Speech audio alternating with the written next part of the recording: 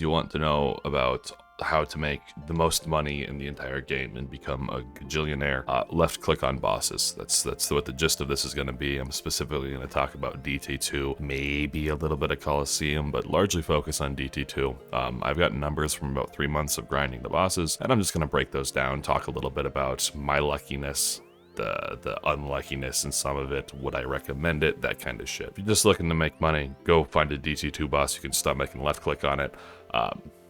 Or do Coliseum.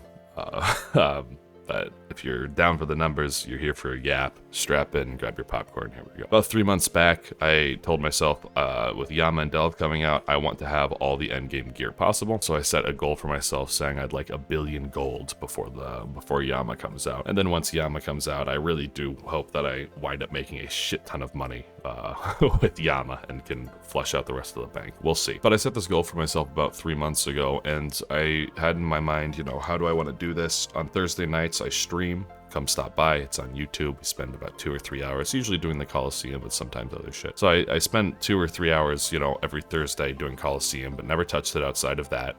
And the rest of the time I spent at DT2 bosses. Now, I have a extensive history with the DT2 bosses. Back before I even maxed my account, I spent, the release week grinding out Whisper, because I had a Shadow back then. That was my only mega rare. I said, we're gonna get that Bellator ring. I got it. I got the Siren Staff as well. I, sold the Bellator ring for 450 mil or something insane. And then I spent that next month or so getting the rest of the axe pieces, and I did, and I put together my first axe. So I have a pretty extensive history with these guys, and I just I say that to let you know that the loot tracker images that you're gonna see here are not from all of that. It is simply from the last 3 months of killing these bosses. And then to further illustrate that point, I do want to, before I start running stock footage of Leviathan and Whisperer here, I do want to show, in between me doing my very first Vardorvis KC that first week, and then in between just now, I did get a span of 4 axe heads within like 200 KC of each other. My log here at Vard is profoundly spooned. It's honestly disgusting to look at. But I got 4 axe heads, and that kind of turned me off. Just the rarity of axe heads, it turned me off from DT2 bosses for quite some time. But I eventually got this idea to do this money because I had 5 axe heads at the time sitting in my bank. And so that was kind of my mindset.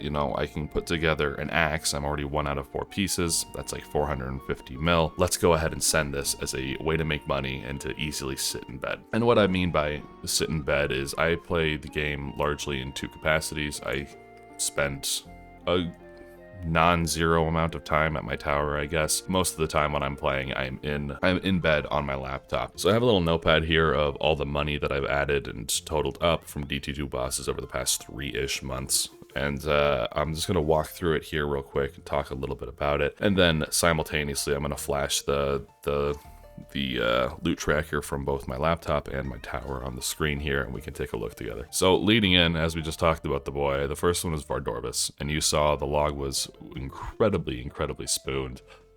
This is what the tracker looks like. In my laptop, I got a 200 mil Ultor ring drop plus about 54 and a half mil from grinding on my laptop, and then the tower doesn't really show much. I got 9 mil sitting at my tower doing Vardorvis for a total of 263.3 mil, which is the second highest. A lot of that came from the Ultor ring, and that's where a lot of the money is going to come from these bosses. Bosses like Whisperer and Leviathan, not even Leviathan. Whisperer has the best like regular trash loot. She's going to drop you battle stabs, she's going to drop you rune ore, she's going to drop you a lot of stuff. Leviathan I hesitate to say that because I haven't really done him as much, but he does drop Onyx Bolt tips and rune ore and dragon bolts unfinished, which can be nice cash cows. But Whisperer in general is going to have the biggest just regular change.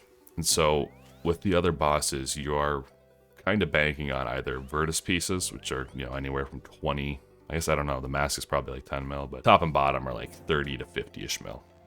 And then you're banking on rings, which Magus being 40 mil, Ultor being 200, there's kind of a wide spread there as well. But I say that, 1, to run the numbers, and 2, just to say, yeah, I've gotten pretty damn lucky at Vardorvis.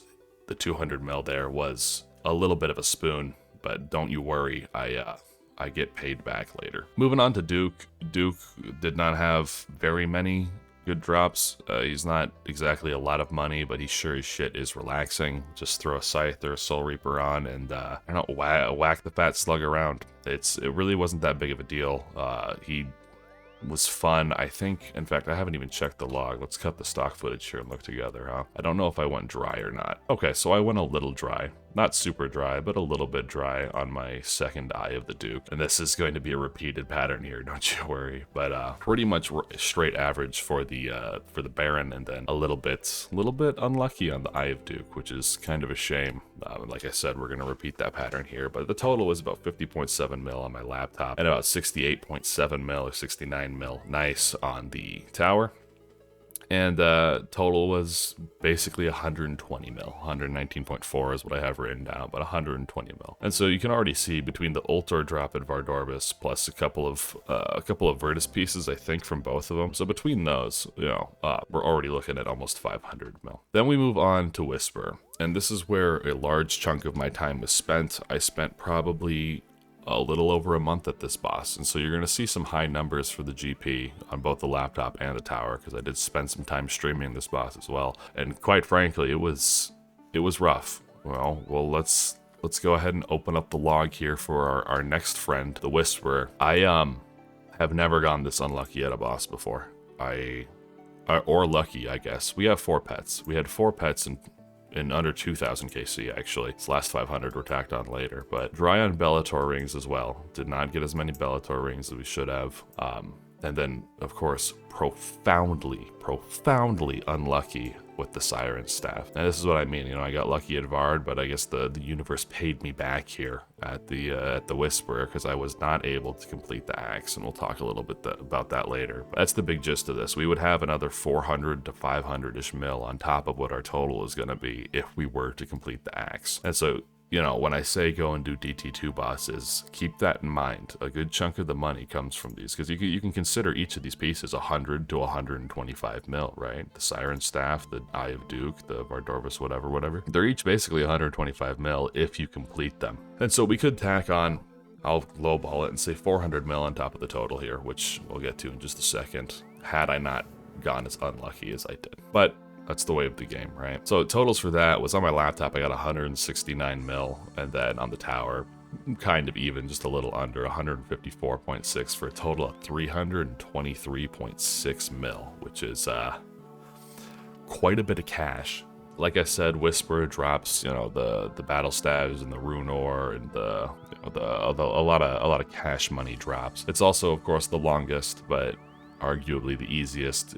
That's kind of what I meant when I said earlier, you know, pick a DT2 boss that sounds good to you or that you can stomach, because some people just cannot handle the Whisper. Honestly, I got to that point at the end there too. And then finally, Leviathan. On my laptop, I really haven't done much on my laptop with Leviathan. I've kind of had a nice and easy week and decided to send it for the past few days. I got super spooned and got a Venator ring pretty much immediately, so I must have had it stocked up from previous luck, but laptop was 5 mil, tower was only 17.4 mil, but with that Venator ring we had another 60 on there for a total of 82.4 mil. I'm sure some of you have already done the mental math, but totaling up all 4 of those bosses across 3 months, we made 788.7 mil. Again, on top of that, if we had the 400 mil from a completed Executioner's Axe, which we were damn close to, we would have been looking at about 1.2 bill across these 3 months. Of course, there's supply costs to take into consideration. I am sure I spent at least 100 mil on runes for the Shadow, as well as any number of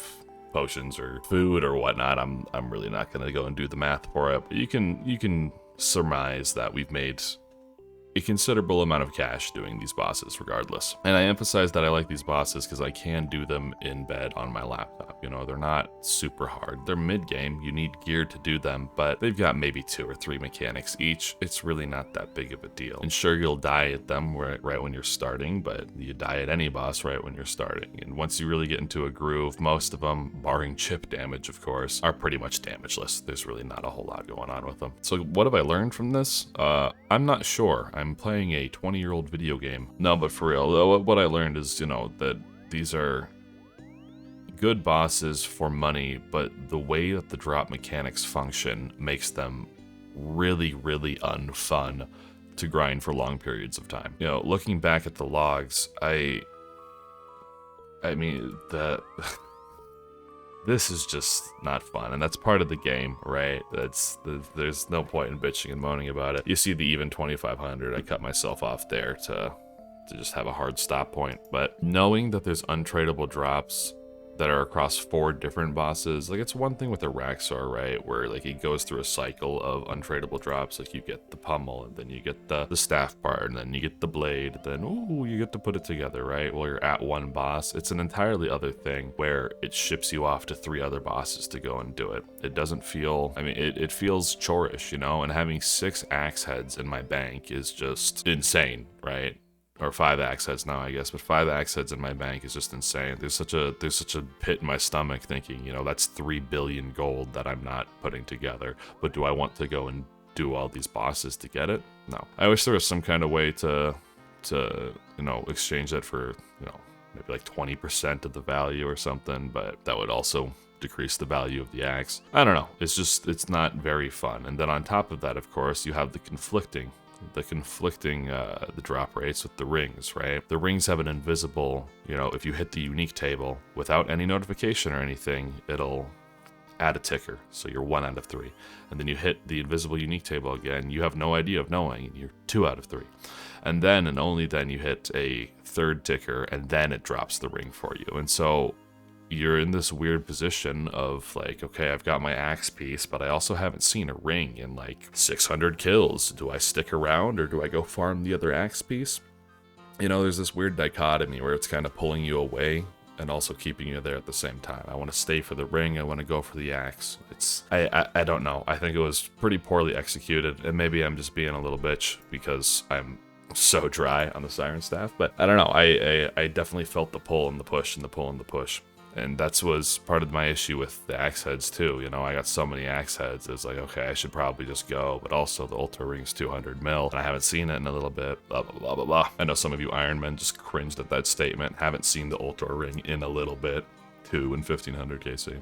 Sorry, boys. And then on top of that, you know, in the past 3 months, I would stream Coliseum on Thursday nights. Outside of that, I didn't really touch it, so maybe 2 hours a week of Coliseum added up to be quite a bit. I don't have the exact numbers on it. I mean, I can tell you that my Fortis Coliseum loot tab for 187 is 683 mil, and that's not including the quivers. And the quivers are 148 times 2.2, which is 325.6 mil worth of Sunfire Splinters. So that puts me over well over 1 billion gold from Fortis Coliseum. Video is not completely about that, but you know, would recommend that as well as a moneymaker. All in all, I don't think I regret it, but I'm really struggling with myself right now on what to do, because Yama comes out next Wednesday. When this video goes up, I'm going to be on vacation. I'm going to be gone all weekend, so I'll have like Monday and Tuesday, maybe, to try and get a Leviathan's Lure and a Whisperer's Staff. Like, come on, that's not happening, and we all know it. Leviathan's Lure I'm dry on as well. Not nearly as dry as the Whisperer, but still definitely dry. Coming up on 2500 KC there. I don't know that I'm going to be able to push to it, but just one of those things, you know, you don't get to control it.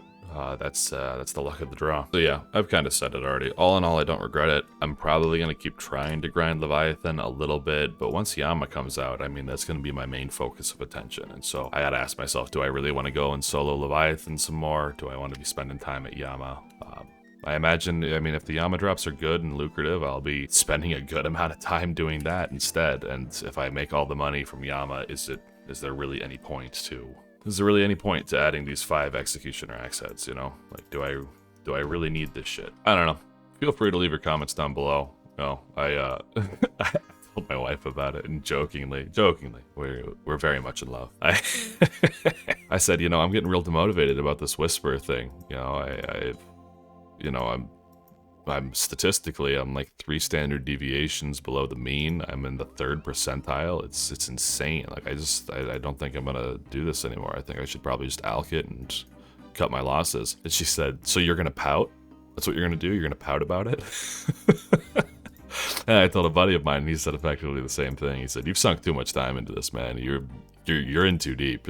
You're committed now. I don't know. I would be curious to hear what you guys have to say. Do I commit to this? Do I keep going? Do I say fuck it and be done? And then yeah, I mean, Yama comes out next week.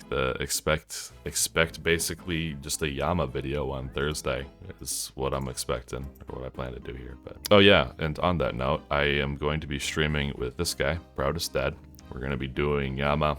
He'll probably go much longer than me, but we plan to be up right away early at the ass crack of dawn, which is when I normally wake up. But for that youngster, we'll get his ass up and before the sun shows up, and we'll start duoing Yama. And then eventually, when it's time for applesauce in bed, I'll probably leave him be and he'll keep going. And hopefully, sometime throughout that day, we'll get one of the drops. I just want one drop. Get a nice 500 mil split with the guy or something like that. Yeah, don't miss it. That's on, when is that? May 14th? Yeah, that's on May 14th. I'll be streaming bright and early in the morning, 6 a.m. CST probably until maybe 4 p.m. CST is my plan. But yeah, that's what I'm going to do. I hope you all have a wonderful rest of your day. Likes, subscribes, comments in the section below, and bye-bye.